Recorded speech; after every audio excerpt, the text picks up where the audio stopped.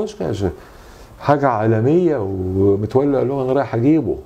الناس تفتكروا انه بيهجص، رحنا لقيناه جايبه في الطيارة معاه وهو جاي. تخيل ده الشربات اللي في الدنيا. بوشكاش انك تقعد تتفرج عليه تشوفه. كان بيحضر عيد ميلاد ابني، يعني عيد ميلاد ابني مدحت ده اللي هو مشهور بلالا بقى، هو انا يقولوا لي يا ابو لالا في بورسعيد.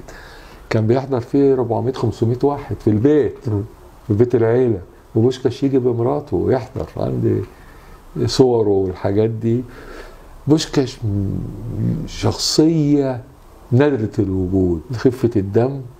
وعلمته الشتيمه انا برضو المصري، يعني بسلم على الناس ويشتمها، قال لي يعني دي التحيه.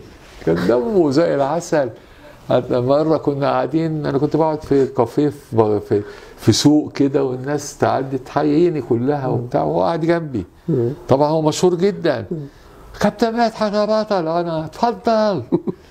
كابتن مدحت يا زعيم اتفضل. محدش بيقول له حاجة، هيموت هو ازاي؟ ده بوشكاش وانا مين انا جنبه يعني؟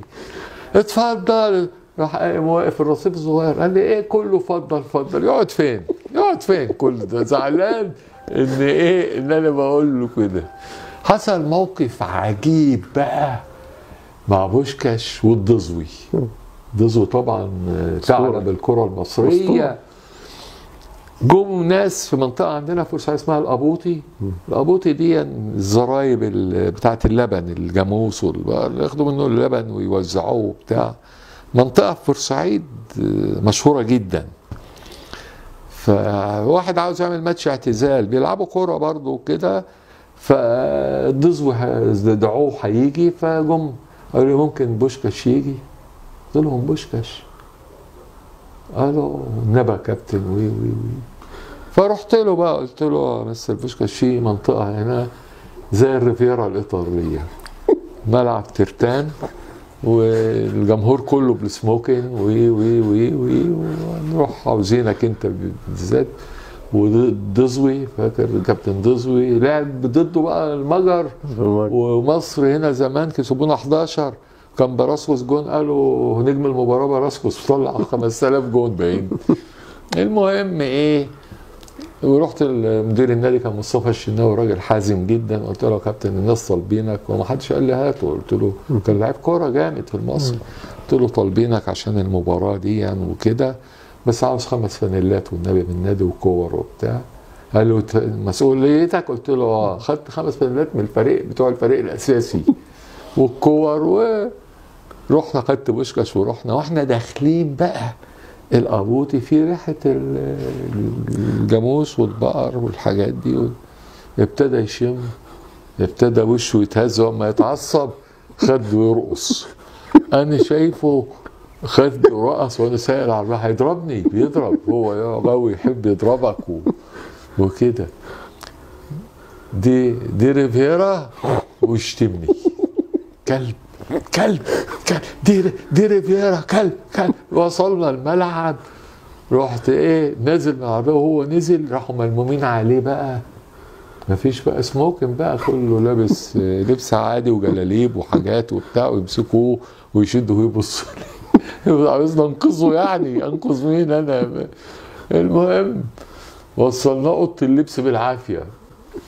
دخلنا الاوضه، ما كانش فيها شباك وبتاع، فضلنا شويه كده. قلق هو من الاوضه يعني. الدزو كان عشان يلبس الدزو كان 60 سنه وقتها. فبص كده لقى فخد الكابتن سيد رفيع بقى، كبر الراجل. قال لي دي دزوي؟ قلت له دي دزوي. نزل دماغه، لا تتخيل الضحك، هو عاوز يضحك وهيموت. ازاي بوشكاش العظيم الملوك بيقابلوه يروح الزراج، يروح بالطريقه دي يعني. المهم لبسنا ونزلنا الملعب. واحد واقف على بعد كيلو كده، قبضايه لابس برنيطه قدام البحيره، بحيره المنزله، وبيزعق للعمال شعر. وبوشكاش ده شاط دانا، راحت جايه في دماغ الراجل. الراجل بقى في الميه اللي هو بيزعق وقلب الدنيا ده، وراح طالع غرقان. مين اللي ضربني بالطوبه؟ طوبه هي الكوره جت في دماغه. المهم 3 تجوان يجيبهم بوشكاش، والدزو يجيب جون يوميها. يوم تاريخي بقى. فقال لي يقول مستر دزو ان انا عازمه على العشاء يعني. هو كان كريم جدا صراحه. رحنا مكان فيه شرب، يشربوا بقى، وانا قلت ما بشربش، اكل كده حاجه. المهم الدزو قال لي قول له ان هو احسن لعيب في العالم. فقلت له مستر بوشكاش، مستر دزوي tell you the best player in the world، انت اعظم لعيب في العالم. قال لي نو. قلت له نو ايه؟ قال له قول له هو اعظم لعيب في العالم.